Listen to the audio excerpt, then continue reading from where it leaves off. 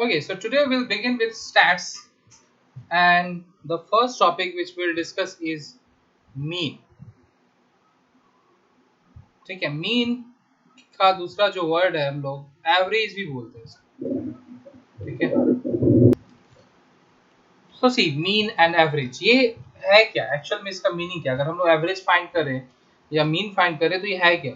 Basically आप किससे पूछो they will tell you formula sum of observation by number of observation, but meaning क्या है, कैसे समझे कि ये है क्या। तो हम लोग क्या करते हैं समझने के लिए, हम लोग अपना बेसिक मतलब अंडरस्टैंडिंग वे में इसको समझते हैं। मान लेते हैं कि ये 5 आदमी है, ए बी सी डी ई, ठीक है। ये 5 आदमी और इन लोगों के पास सर्टेन नंबर ऑफ चॉकलेट्स है। हम लोग सब बच्चे हैं ना यार, पढ़ रहे हैं तो चॉकलेट का बात करते हैं, ठीक है। सो सपोज कि किसी के पास, इसके पास 10 चॉकलेट्स है, नंबर ऑफ चॉकलेट, ठीक है। ये बी मेरे जैसा गरीब आदमी है, इसके पास 2 चॉकलेट, ठीक है। ये जो सी है इसके पास से 8 चॉकलेट है, और ये डी के पास से 7 चॉकलेट है, ठीक है। और ये ई जो है बहुत अमीर है, इसके पास 13 चॉकलेट्स, ठीक है। सबके पास अलग अलग डिफरेंट नंबर ऑफ चॉकलेट्स है। So what do we mean by mean और एवरेज। देखो यहाँ पे दोनों वर्ड यूज हो रहा है और सेम वर्ड का दो अलग मीनिंग है। When I say what do we mean by mean, तो देखो यहाँ पे ये दोनों वर्ड सेम है, पर यह एक सेम स्टेटमेंट में दोनों का मीनिंग डिफरेंट है। ये मीन का मतलब हो गया कि मतलब, और इसका हो गया कि एवरेज, ठीक है। सो एवरेज का मीनिंग क्या है, हम लोग दो अलग अलग वर्ड यूज करते हैं तो ज्यादा क्लियर, ठीक है। अगर मैं इन सारे चॉकलेट्स को इन सब से कलेक्ट कर लूं, ठीक है, सबसे मैंने कलेक्ट कर लिया, आई एम लाइक कि नहीं ये तो यार अनइक्वल डिस्ट्रीब्यूशन है, ये गलत बात है, ऐसा नहीं होना चाहिए। मैं क्या करता हूँ, ये सारे चॉकलेट्स को एक जगह इकट्ठा कर लेता हूँ। So what will I get, how many chocolates will I have, this many, which is 10 plus 2 12 plus 8 20 plus 7 27 plus 13 40. So all total I will have 40 chocolates, ठीक है। अगर मैं सबसे सारा चॉकलेट्स कलेक्ट कर लिया इन पांचों लोग से, so I'll have a total of 40 chocolates. Now if I decide to distribute these chocolates among them only, among these 5 persons only, but equally, कि हम ये चॉकलेट्स को इक्वली इन 5 लोगों में डिस्ट्रीब्यूट करें। So see, if 40 chocolates is distributed equally among 5 people, then everyone should get 8 chocolate each. This should be the distribution. कि 8 chocolate अगर हर किसी को दे दे, इसको ए को भी 8, देन बी को भी 8, देन सी को भी 8, फिर डी को 8 चॉकलेट और ई को 8 चॉकलेट। देखो पांचों जन को 8 चॉकलेट दे दिए, तो सारा चॉकलेट को हम इक्वली इन पांचों लोगों में डिस्ट्रीब्यूट कर दिए। तो ये जो वैल्यू आ रहा है ना कि अगर हम इक्वली डिस्ट्रीब्यूट करते हैं, हर एक ये जितना भी था अलग अलग अनइवन डिस्ट्रीब्यूशन था, इसको हम कलेक्ट करके और फिर इक्वली अगर डिस्ट्रीब्यूट कर दे सब में, तो जो वैल्यू आ रहा है इसी को बोलते हैं एवरेज। यही है एवरेज, कि अगर हम इक्वली डिस्ट्रीब्यूट करते हैं डेटा को, तो जो वैल्यू आता है दैट इज कॉल्ड एवरेज, ठीक है। तो अब देखो एवरेज का जो मीनिंग हम लोग समझे, ये मीनिंग में ही इसका फॉर्मूला भी छुपा हुआ है। क्या किए पहले हम लोग, जितना भी टर्म्स था सबको ऐड किए, ठीक है, तो 40 आया। और फिर डिवाइड किससे कर रहे हैं, कितना नंबर ऑफ टर्म्स है। जैसे यहाँ 5 लोग है ना, 1 2 3 4 5, 5 टर्म को ऐड किए तो डिवाइड बाय 5 कर रहे हैं। तो देखो इसी से इसका फॉर्मूला भी डिराइव हो गया कि मीन या फिर एवरेज दोनों एक ही टर्म है, इज सम ऑफ ऑब्जर्वेशंस। ये जो एक एक टर्म जो लिखे है ना, एक एक पर्सन के पास कितना चॉकलेट है, उसको हम लोग ऑब्जर्वेशंस बोल रहे हैं। तो sum of observations divided by number of observations, कि कितना ऑब्जर्वेशन मतलब कितने लोग हैं, कितने लोगों में इक्वली बांटना है आपको, ठीक है। सो दिस इज मीन और एवरेज।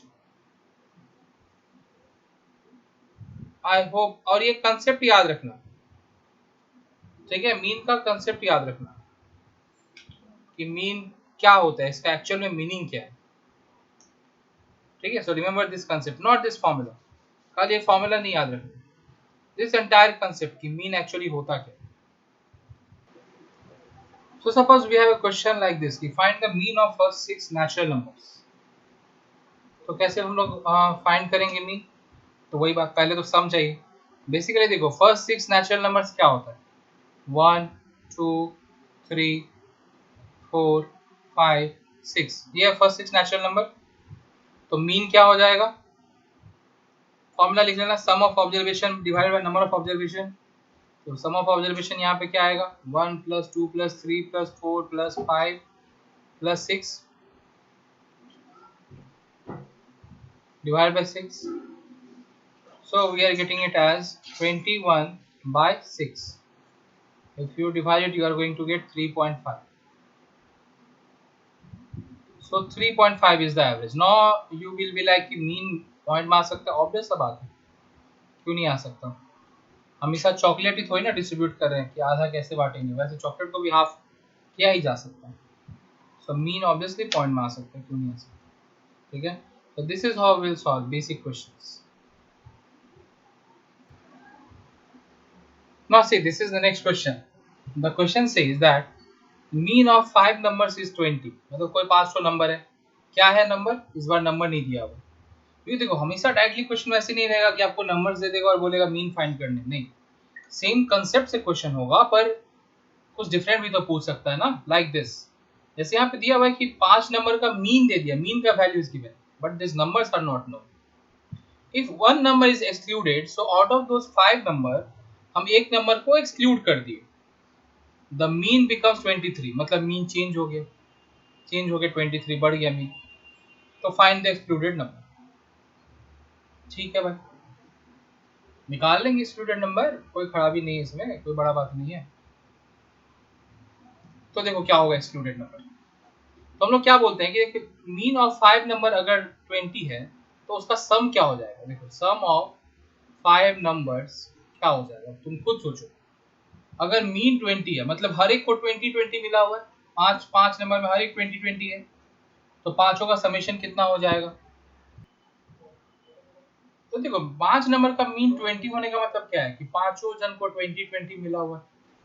तो अगर मैं बोलूं कि इसका टोटल कितना आएगा तो कितना होगा, कैन बी से 20 × 5 which is 100। तो देखो जब नंबर दिया रहे और मीन फाइंड करना हो तो हम लोग क्या करते हैं, total divided by number of terms, ठीक है, तब हम लोग ये करते हैं।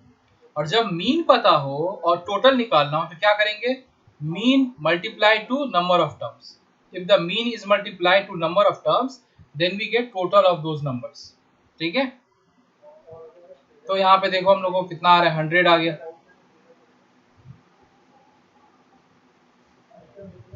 this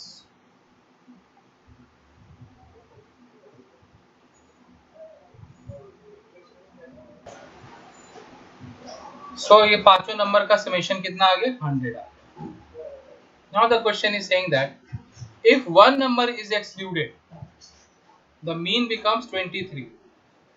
देखो एक नंबर एक्सक्लूड कर दिया जा रहा है, ठीक है, तो मतलब अब 4 नंबर बन जा रहा है। अगर 5 में से एक नंबर को हम हटा दिए, एक्सक्लूड कर दिए, तो और कितना बचा, 4 ही तो नंबर बचा ना। तो हम लोग बोल सकते हैं कि मीन ऑफ रिमेनिंग 4 नंबर्स, 4 तो नंबर इज 23। तो इसका टोटल क्या आ जाएगा, सम ऑफ दिस 4 नंबर्स क्या हो जाएगा बताओ, सेम कंसेप्ट 23 × 4। अगर 4 नंबर का मीन 23 है, इसका मतलब वही बात 4 जगह 23 है, ठीक है। तो मीन क्या हो जाएगा, 23 मल्टीप्लाइड बाय 4 विच मीन्स 92। सो इसका मतलब हुआ कि मेरे पास ओरिजिनली 5 नंबर था, उन पांचों का समेशन 100 था, एक को हटा दिए तो समेशन 92 पे आ गया। तो हम लोग क्या बोल सकते हैं कि वो पांचवा नंबर क्या होगा? therefore excluded number equals to क्या होगा? तो see I think you all can figure this कि excluded number क्या होगा। 5 नंबर अगर 100 है समेशन और 4 का समेशन 92 है तो पांचवा नंबर का वैल्यू क्या होगा? 100 minus 92, so that excluded number is 8। ठीक है, so simple। अब देखो यहाँ पे थोड़ा सा मजेदार बात देख लो कि जैसे 5 नंबर का मीन 20 है, सो 5 नंबर का मीन 20 होने का मतलब है कि पांचों नंबर 20 था अगर इक्वली डिस्ट्रीब्यूट करें तो। अब अगर मान लो कि एक नंबर को एक्सक्लूड कर दिए और तब भी मीन 20 ही रह जाता है, द मीन इज स्टिल 20। ठीक है, जैसे यहाँ पे 23 हो गया था ना मीन, सपोज कि मीन इज स्टिल 20, 5 नंबर का भी मीन 20 था, एक नंबर हटा दिए तब भी मीन 20 है, तो इसका मतलब हो गया कि जो एक्सक्लूडेड नंबर है वो 20 ही है, तभी ना देखो बाकी चार्ट 20 करके रहेगा। ठीक है, सो अगर हम एक नंबर को हटाने के बाद भी मीन सेम रहता है तो इसका मतलब जो मीन का वैल्यू है ना, हम वही नंबर को एक्सक्लूड किए हैं, सेम एग्जैक्टली सेम अमाउंट के नंबर को एक्सक्लूड किए। अब देखो यहाँ पे क्या हुआ, यहाँ पे एक नंबर को एक्सक्लूड करने से पांचों नंबर एग्जैक्टली 20 तो नहीं था, कुछ भी था, सर्टेन था A B C D, suppose A B C D E कुछ ऐसा था, एक को एक्सक्लूड कर दिया and the mean became 23। So अगर मीन का वैल्यू बढ़ जा रहा है, एक नंबर को हटाने से अगर मीन का वैल्यू बढ़ जा रहा है तो इसका मतलब है कि this number must be less than mean, mean से छोटा वैल्यू होगा इसका। देखो यहाँ पे वैसा ही कुछ आया, क्योंकि मीन इंक्रीज होके 23 हो गया था, जब एक नंबर हटा दिए तो मीन इंक्रीज हो गया, इसलिए वो एक्सक्लूडेड नंबर जो है मेरा ओरिजिनल मीन से, ओरिजिनल मीन मेरा क्या था 20 था ना, 20 से कम आया है, स्मॉलर वैल्यू आया, छोटा है। यहीं पे अगर सपोज कि हम लोग इस क्वेश्चन में थोड़ा सा मॉडिफिकेशन कर लेते हैं, सपोज कि यहाँ पे हम मीन को 20 लिख देते हैं, तब आंसर क्या आता? क्योंकि मीन भी 20 है और हम एक्सक्लूड भी 20 को ही कर रहे हैं, सॉरी एक्सक्लूड करने के बाद भी मीन 20 ही आ रहा है, तो एक्सक्लूडेड नंबर भी 20 ही होगा। ठीक है, और अगर मैं यहाँ और थोड़ा चेंज करूं, सपोज द मीन बिकम्स 18, तब अब क्या बोलेंगे, एक्सक्लूडेड नंबर क्या होगा? अब क्या होगा कि excluded number must be greater than 20, क्योंकि एक्सक्लूड करने के बाद मीन जो है वो कम हो गया, रिड्यूस हो गया, तो इसका मतलब है जो एक्सक्लूडेड नंबर है वो पहले के मीन से बड़ा था, मतलब अभी जो आंसर आएगा वो 20 से बड़ा आएगा। ठीक है, देखो फाइंड करते हैं, यहाँ पे 23 के बदले हम लोग 18 लिखेंगे,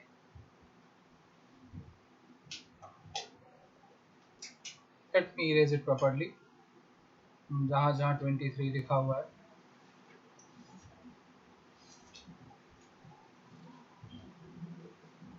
So see, is 18, so it will become 18 times 4 means 72. Now 100 minus 72, the answer will be 28। see, ज्यादा है ना, 20 से बड़ा है ना ये, तो ये याद रखना कि जब भी हम लोग नंबर को एक्सक्लूड कर रहे हैं तो हम लोग भले एग्जैक्ट आंसर प्रेडिक्ट नहीं कर पाए, पर ओरिजिनल मीन से मीन का वैल्यू इंक्रीज होगा कि डिक्रीज होगा वो हम लोग प्रेडिक्ट कर सकते हैं। ठीक है, या एक्सक्लूडेड नंबर इससे बड़ा होगा या छोटा होगा वो हम लोग प्रेडिक्ट कर सकते हैं ओनली बाय नोइंग कि उसके बाद मीन का वैल्यू क्या हो जा रहा है। ठीक है, so see this kind of question you will get to solve now। see a different scenario, if I ask you find the mean, the question remains same and the values are, now see if we have now see if we have to solve this kind of question, then what we'll do। ठीक है, कुछ नहीं करते तो वैसे ही करना, तो वैसे ही सॉल्व, सबको ऐड करते जाना है।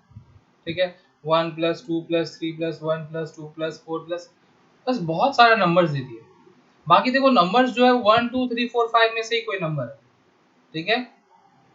तो अगर आप इसको ऐसे लिखने जाओ कि 1 + 2 + 3 + 1 + 2 ऐसे अगर लिखने जाओ, एक तो कोई खराबी नहीं है ऐसा लिखने में बहुत टाइम लग जाएगा।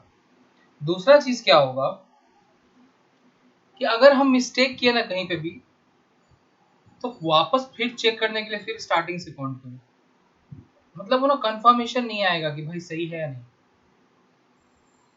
मतलब अगर आपको लग रहा है मेरा बात की नहीं यार ये ऐसे ही बोल रहे हैं, हम लोग तो आराम से कर लेंगे, तो just give it a try,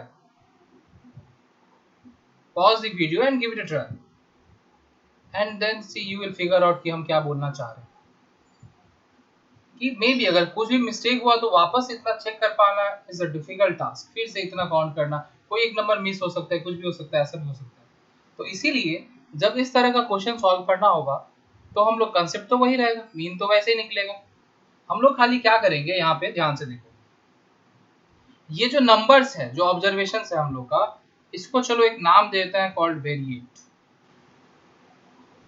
तुम कुछ भी नाम दे सकते हो इसको, जैसे अगर मान लो ये नंबर्स है तो यू कैन राइट नंबर्स, क्या अगर ये किसी का एज रहता तो लिख देते एज, जो भी चीज है वैसे लिख देते। और दूसरा एक कॉलम बनाएंगे जिसको नाम देते हैं फ्रीक्वेंसी। फ्रीक्वेंसी फ्रीक्वेंसी मतलब कितनी बार।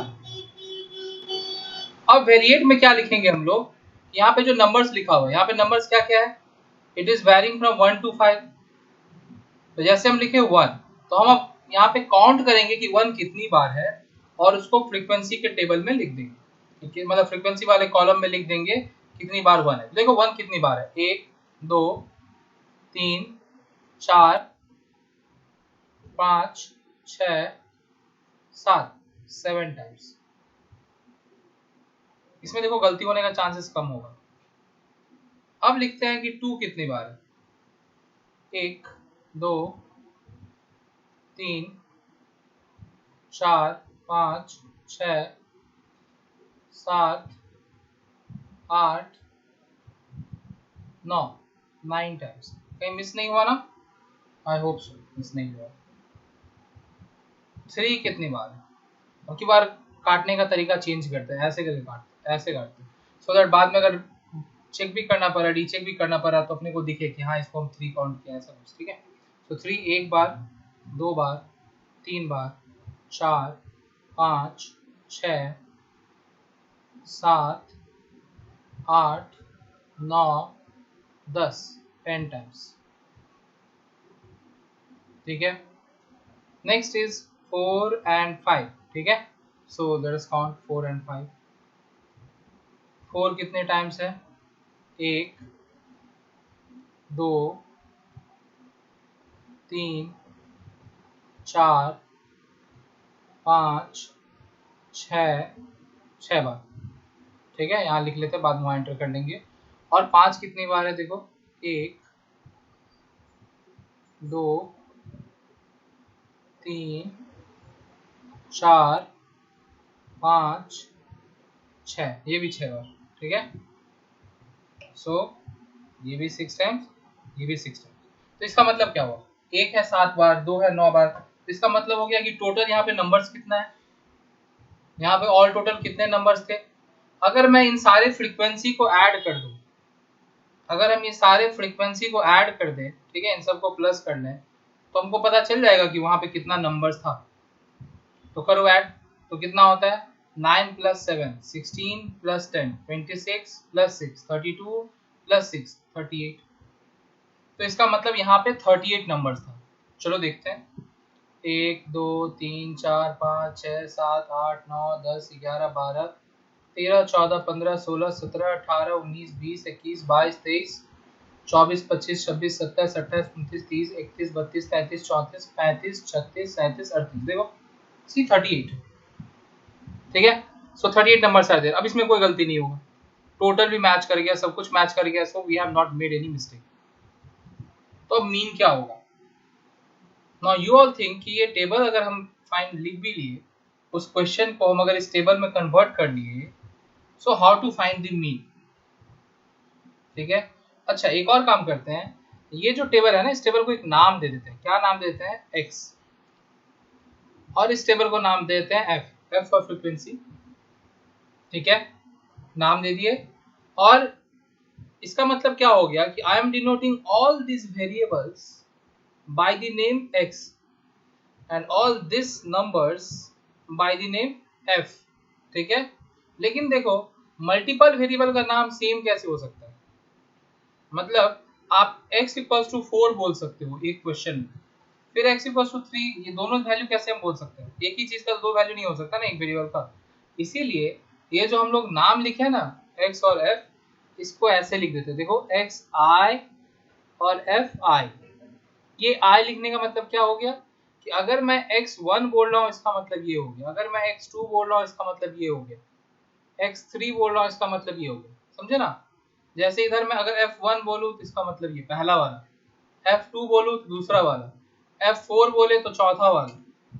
ठीक है, इसीलिए ऐसे नाम देते हैं। बस ये नाम लिखने के लिए है और कुछ नहीं है। It has got nothing to do with solution, मतलब बस ये नाम लिख रहे हैं।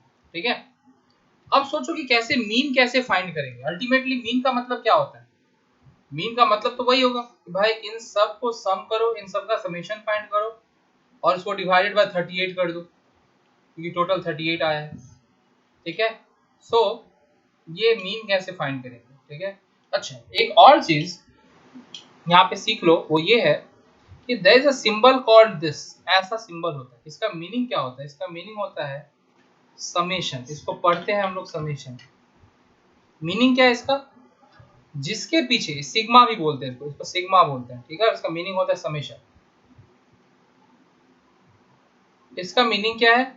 अगर हम ये एफ आई वाले कॉलम को ऐड कर रहे हैं ना, जैसे इस कॉलम को ऐड करके यहाँ पे लिखा है ना 38, ये पूरा का पूरा इस कॉलम को ऐड किए और ऐड करके यहाँ पे लिखे हैं 38, तो ये जो कॉलम को ऐड किया ना, तो इस चीज को हम ऐसे लिख सकते हैं। देखो sigma F I equals to 30, मतलब कि ये एफ वाले कॉलम का समेशन, एफ वाला जो कॉलम है पूरा कॉलम का समेशन। तो इस सिग्मा सिंबल का मीनिंग ही है जिसके पीछे हम लोग सिग्मा लिख दिया ना, जिस वेरिएबल के लेफ्ट में हम लोग सिग्मा लिख दिए, इसका मीनिंग ये हो गया कि उसके कॉलम का पूरा समेशन करना। ठीक है, तो ये 38 मतलब सिग्मा एफ आई बोलेंगे। अब तुम लोग सोचो कि कैसे मीन फाइंड करेंगे। अगर वीडियो पॉज करके सोचो कैसे फाइंड करेंगे। देखो ध्यान से देखो, ये 1 का फ्रीक्वेंसी 7 होने का मतलब क्या है कि 1 जो है वो 7 टाइम्स था, तो इसका टोटल क्या आएगा बताओ? 1 इंटू 7 नहीं आएगा। सिमिलरली 2 जो है वो 9 टाइम्स है, तो उसका टोटल क्या आएगा? 2 अगर 9 टाइम्स है तो उसका टोटल करने तो 18 ही आएगा ना। 3 वैसे 10 टाइम्स है तो उसका टोटल क्या आएगा? 4 जो था वो 6 टाइम्स था तो उसका टोटल क्या आएगा? और 5 भी 6 टाइम्स है तो उसका टोटल क्या आएगा? तो ये इन दोनों को अगर मल्टीप्लाई कर दे हम लोग, इन दोनों कॉलम को अगर हम लोग मल्टीप्लाई कर दे रहे हैं तो क्या मिल जा रहा है? टोटल मिल रहा है कि 1 का टोटल कितना होगा, 2 का टोटल कितना आएगा, 3 वाले का टोटल कितना आएगा। ये अब इन सब को जब ऐड कर देंगे तब हमको ये पूरा 38 नंबर्स का टोटल मिल जाएगा। अगर इन सब को हम लोग ऐड कर दे, पूरा का पूरा इस कॉलम को अगर ऐड कर दें तो हम लोग को क्या मिल जाएगा? ये 38 नंबर्स का एडिशन कितना होगा ये हम लोग को मिल जाएगा। तो इस तरीके से हम लोग यहाँ पे समेशन फाइंड करेंगे। तो देखो बेसिकली हम लोग को एक नया कॉलम बनाना है जिसमें इन दोनों को मल्टीप्लाई करना है। तो मल्टीप्लाई करना है तो हम लोग इसलिए ऐसे लिख देते हैं। देखो मल्टीप्लाई करना एफ आई इंटू एक्स है, इंटू मतलब इसका मतलब इंटू मतलब इन दोनों कॉलम को मल्टीप्लाई कर रहे हैं। एफ आई डॉट एक्स आई का मतलब हो गया कि एफ आई वाला कॉलम और एक्स आई वाला कॉलम दोनों मल्टीप्लाई हो रहे हैं। तो मल्टीप्लाई करके वैल्यू लिखो 1 into 7 7, 2 into 9 18, 10 into 3 30, 6 into 4 24, 6 into 5 30 हो गया। अब इसको भी ऐड करना है, तो ऐड करने वाले को हम क्या बोले? कॉलम का नाम लिखो और इसके पीछे समेशन का सिंबल डाल दो। इसका मीनिंग ये है कि समेशन ऑफ दिस कॉलम। अब ऐड करके फाइंड करो कितना आता है। 8 7 15 4 19। ठीक है, carry 1 1 plus 1 2 plus 3 5 plus 2 7 plus 3 10। सो 109 आएगा इन 38 नंबर्स का समेशन। ठीक है, अब मीन क्या हो जाएगा? तुम लोग अब आराम से बोल सकते हो मीन या फिर एवरेज क्या हो जाएगा? This divided by this. तो इसका नाम क्या है, सिग्मा एफ आई एक्स आई। सो फॉर्मूला क्या हो जाएगा, sigma F I x I by sigma F आई। तो अब यही तुम अगर फॉर्मूला देखोगे तो तुमको डर लगेगा कि क्या लिखा हुआ है यार, क्या लिख दिया।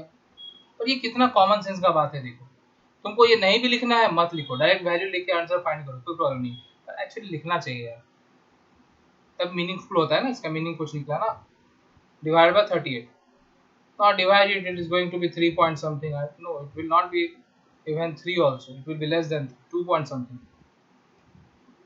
Calculate it and write the answer. Okay, so calculate and write the answer. तो देखो इस तरह से भी डेटा कभी कभी दिया हुआ हो सकता है, जहाँ पे हम लोगों को क्या दिया रहेगा, ऐसे नंबर्स दिया रहेंगे और उसका फ्रीक्वेंसी दिया हुआ रहेगा कि वो कितनी बार है, और तब बोलेगा मीन फाइंड करने। तो हम लोग ऐसे फाइंड करेंगे, पहले इस कॉलम को नाम दे देंगे, फिर इस कॉलम का फ्रीक्वेंसी वाले कॉलम का अलग से नाम देंगे, फिर दोनों का मल्टीप्लाई करेंगे, उसका समेशन निकालेंगे, फ्रीक्वेंसी वाले का समेशन निकालेंगे, और फिर ये टोटल वाले समेशन डिवाइडेड बाय फ्रीक्वेंसी का समेशन, हो गया answer. This is our mean. ठीक है, तो ये दूसरा तरीका है, जब डेटा ऐसा दिया हुआ रहे तब ऐसे करेंगे। सो आई होप ये कंसेप्ट तुम लोगों का क्लियर हो गया है। We'll continue our discussion on this topic in the upcoming sessions. Till then, keep watching and keep learning. Thank you.